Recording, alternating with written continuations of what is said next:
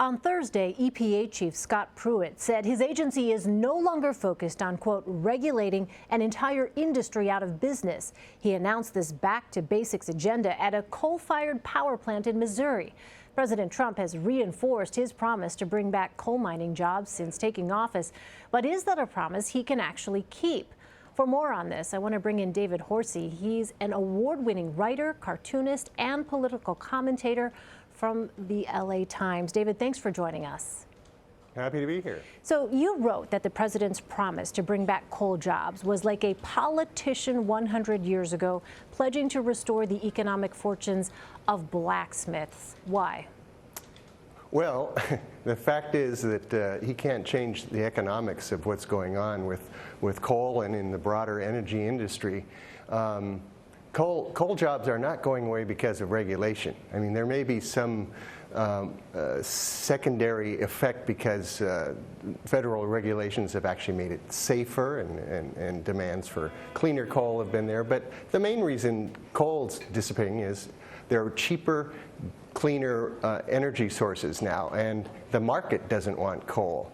So he may be able to save a few jobs for a little while, but it's just not going to last. And the other thing, to the extent coal will come back, it's much more mechanized than it used to be. So that's the other aspect that is going to mean there just aren't going to be the jobs like there used to be 100 years ago.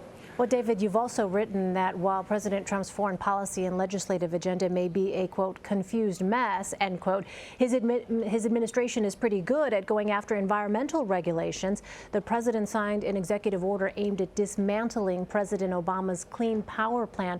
First of all, David, can you explain what that is and why this administration is going after it? Well, the Clean Power Plan committed the United States to hitting certain targets of greenhouse gas emissions in the next few years, along with the Paris Accord. So essentially cutting those gases that contribute to global warming.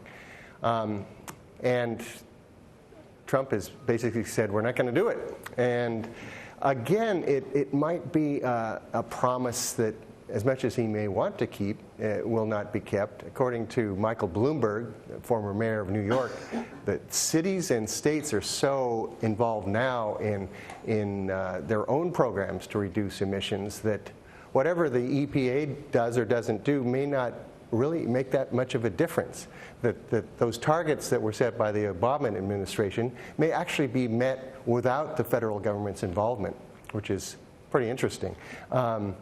But clearly, this administration came in with a target, and that is the EPA. The EPA has been sort of the symbol of government regulation for conservatives for a long time, and you know, they're seizing their chance to do what they can to not really do away with the EPA, but to drastically reduce its influence and its effect on the country.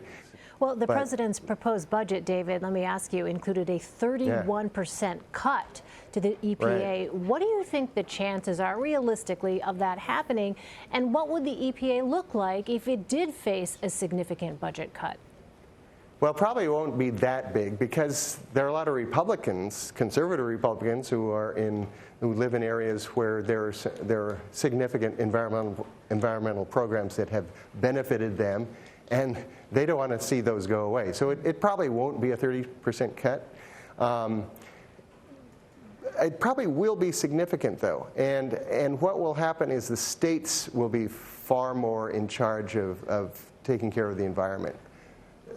For decades now, it's really the federal government has taken the lead, but has worked in tandem with states.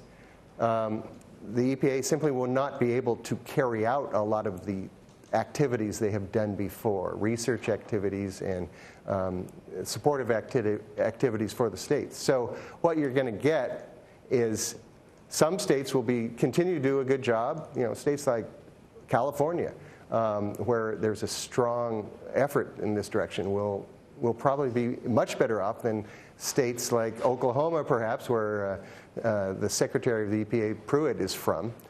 Where they might just forget about it. You know, environmental enforcement might disappear.